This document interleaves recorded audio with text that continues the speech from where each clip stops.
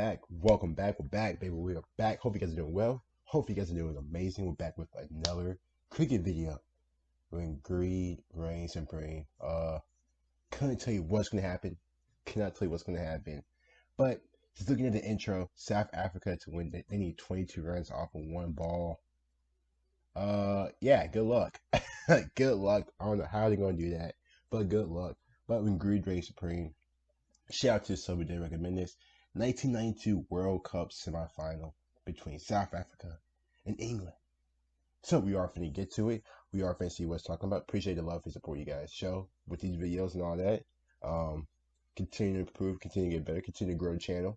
So if you're new to the channel, go ahead and sub if you enjoy it. And also like the video as well. Like the video as well. But without further ado, man, shout out to my man Cricket Rise. Let's go and get started. Let's see what it's talking about. Yeah, looking forward to it. When greed reigns supreme. Let's see what go down. 12 minutes. All it took was 12 minutes to convert a thrilling semi-final of a World Cup Throws wide, he's safe behind, excellent running. South Africa still in this match. into the greatest farce ever to be enacted in cricket. To go from 22 runs in 13 balls to 22 in 7 to finally 22 in 1 ball without a single ball being played. What? Cricket was What? So they were just losing balls without a single ball. What? Wow. Hey, I can already tell this is some BS. I can already tell this is some BS. I can already tell this is being some laughed BS. at. And what truly pisses me off is that all of this could have been avoided, but they didn't, because of money. This is the story of the day. Greed killed cricket. So our story begins late in 1991. South Africa had just come out of its 22-year exile from cricket due to its apartheid laws and was slowly beginning to regain its cricketing presence. Still, the chances of them playing in the upcoming World Cup to be held in Australia and New Zealand seemed minimal. It was something that we could only dream about. Being part of that very first ICC World Cup in '92 and going to Australia and New Zealand was something immense. Firstly, because the time frame was too small, but more importantly, because apartheid laws were still not repealed in South Africa. Yeah. For those of you who may not know, apartheid laws were a series of laws and legislations That was hell. I remember studying that back in school. The apartheid in South Africa. Obviously, Nelson Mandela.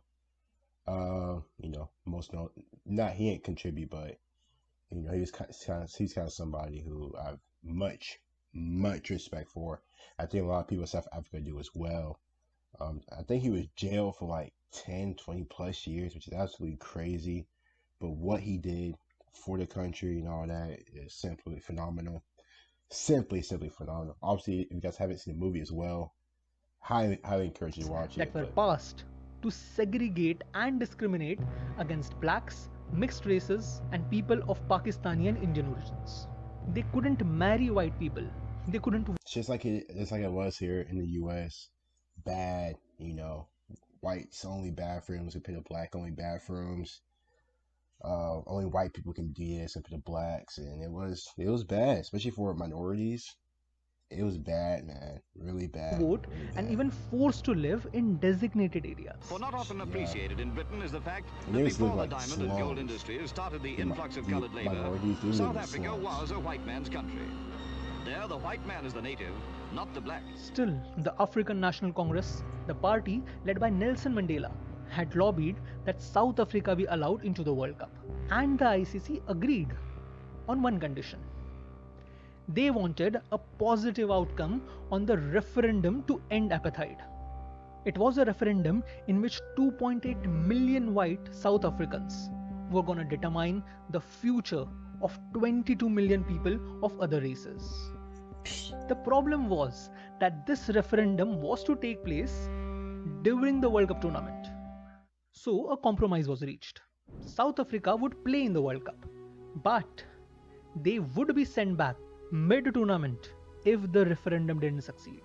fact that there was a referendum going on in South Africa, so we were not yet a democracy. Because we were told as a team that if the referendum is no, we'll be ejected from the tournament. It was halfway through the tournament. So, Wow. 22 years of cricket Wow. exile and possibly the last few games they will ever get to play on an international stage. Absolutely no pressure, right? Was that Hey, I actually like those South African little jerseys or whatever. They look nice. Hey, they look nice. this They could look be our nice. last game, Retro. and we could have to go back home. So we just kind of played and enjoyed every single game. They defeated Had to. the defending champions Australia in the opening match. Hey, And amidst shout out. glorious runouts and breathtaking knocks, South Africa, against all odds, had made it to the semi-finals. Hey, But let's whether go. they actually got to play the semi-finals was to be decided in the referendum to be voted just before the semis. And in that referendum, 68.72% people had said yes. Apartheid had ended and the country was reborn.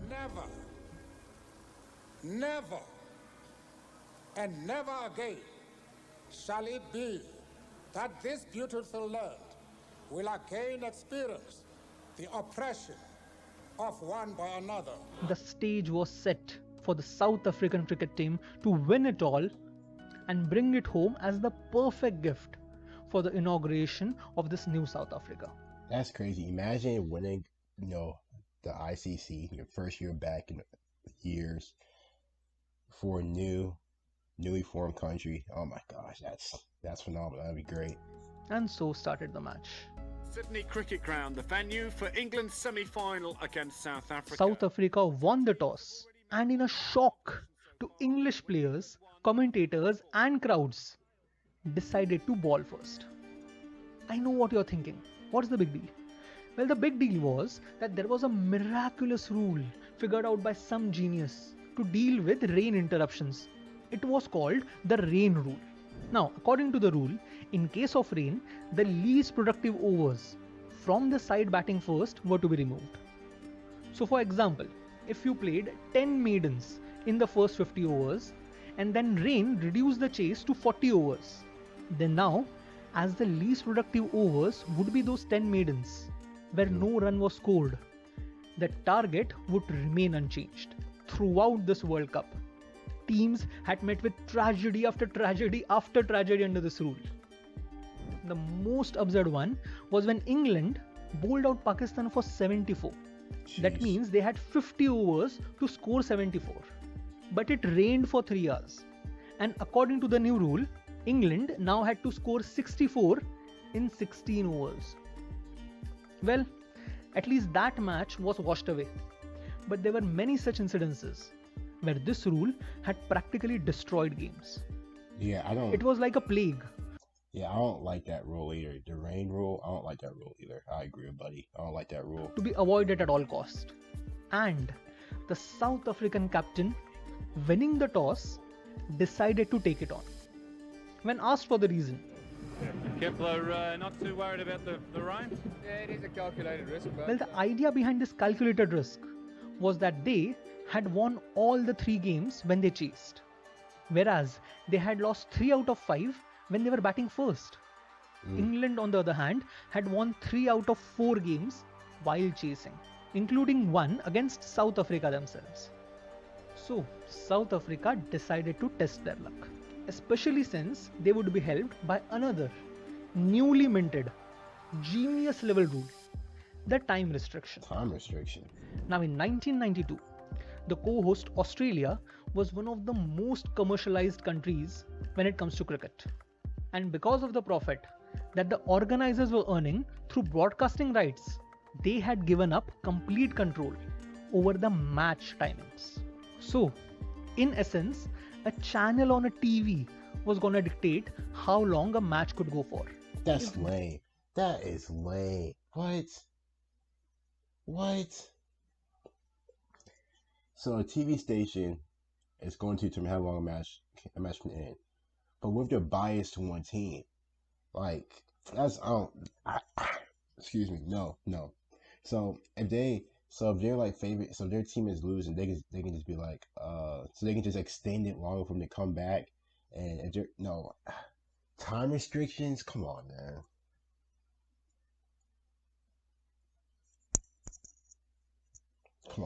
Come on, man. They said that an inning should end by this time, then it should. Well, if you can't, the inning is over either ways. The clock's just moved to 6:10 on the main scoreboard, so if that is a tactic, it's worked very well for South Africa. And that's a rule that has to be changed for the next World Cup. You can't have a side only receiving 46 overs in a run of time. And that's exactly what the South Africans did. By the time the allotted hours were done, only 45 overs were bowled. But the innings 52. was over. And the players coming off the ground after 45 overs. That's a disappointing aspect. They only received 45 overs. Now do understand here, the organizers at any point could have interfered with this and dealt with the financial complications to extend the time. But that costs money. And how can a trivial semi-final of a World Cup stand in the way of money? Right?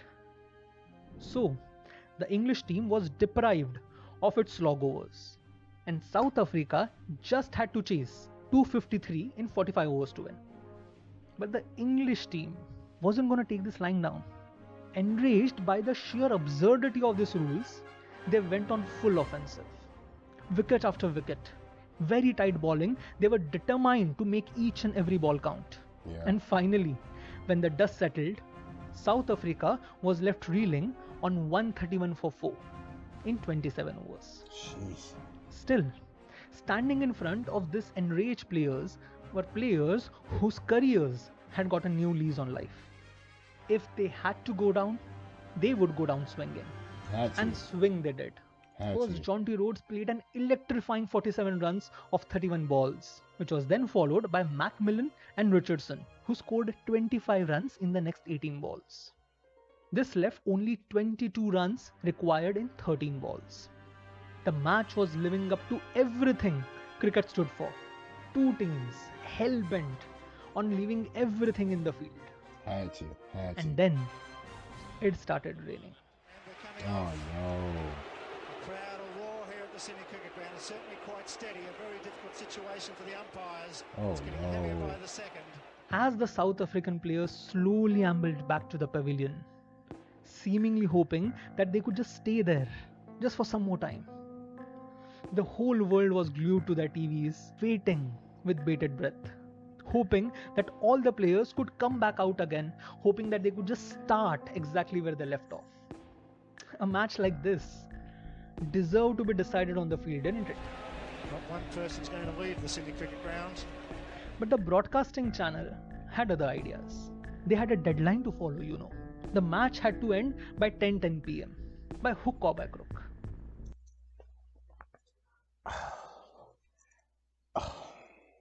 I just have a feeling they were going to just end this match. Because he just said these TV stations had a deadline to reach. And I'm guessing they didn't reach the deadline. Yeah, she was going to go left. Please tell me that they didn't just end the match right now. Like, please let them finish the match, man. Like, these guys just came back to be able to compete, man.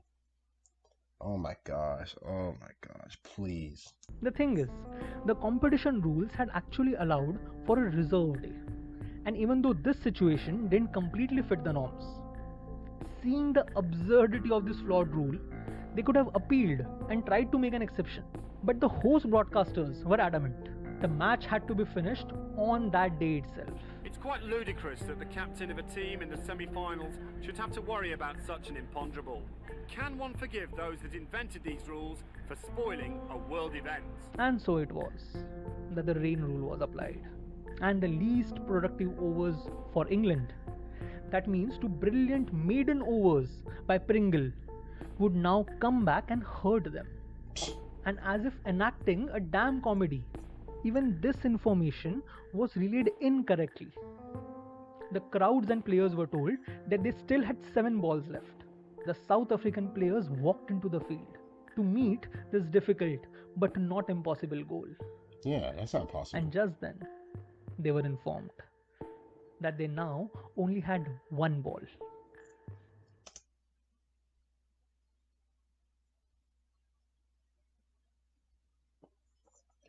The they're walking back on the field. So they just found out they had 22 runs. They had 22 runs to go and 7 balls left. Walking the field like, okay, it's not possible, but we can do it. It's not possible, but we can do it. The minute they step on the field, it changes to 1. If that's not bullshit, I don't know what it is, bro. If that's not greed or anything, I don't know what it is. That's lame. That's absolutely lame. That's lame. That's lame. 1 ball to score 22 runs. They've changed it to say that there is only 1 ball remaining. Although the official announcement was made just a moment ago that there are 7 balls remaining. The crowds went into an uproar. What can you do with that? From 7 to 1, so the 6 balls they had, it's just gone. That's a joke. That's a joke. That's the a South joke. African batsmen That's a were joke. in utter disbelief. Even the English captain was arguing about the sheer stupidity of the situation. Thank you. See, if I was the opposing team too, I would be the same thing. Why the hell? Why? Why the heck? I'm sorry. Why? You're basically cheating the other team. They're basically cheating South Africa. That's what it is. These guys are basically cheating South Africa in the semifinals. But none of that mattered. The decision had been made. That's lame. Amid the crowd's jeers, a dejected Macmillan played the last ball, and the disheartened South Africans, That's lame. with an equally disappointed English players, That's lame. started walking back to the pavilion. That's lame. The clock behind them stood still at 10:08, 2 minutes away from the scheduled deadline. The deadline had been followed, but cricket had died.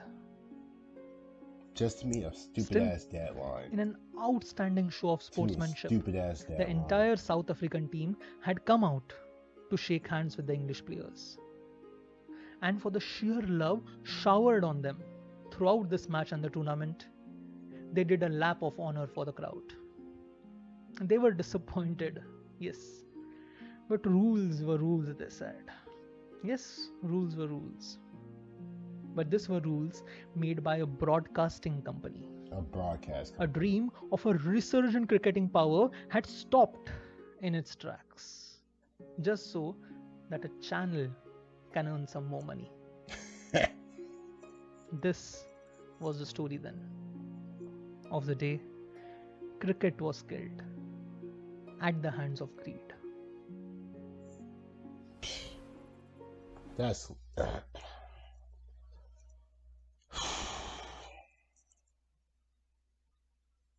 That's absolutely lame. My thing is, couldn't the cricket federation interfere, and tell them no, no, you're not doing that, from them to go from 7 balls before stepping on the field to a minute later going from 22 runs from 7 balls to 22 runs and 1 ball. What the that's fucking impossible. 22 runs off of 1 ball? Just because a TV station, a broadcast station, TV station, whatever, had to get their money. That's a joke. That's a joke. I feel bad, man. I feel bad for that. That just pissed me off. That just pissed me off, man. That just pissed me off. That's the most lamest shit I've ever seen. That broadcast company is a fucking joke. I don't care. That broadcast company is a joke. Yeah, I wasn't even born. I don't care. That's just lame. In any sport, that's lame. Like cricket, one of the top sports in the world. Psst. I feel bad for the South African team, man. I feel bad for the South African team.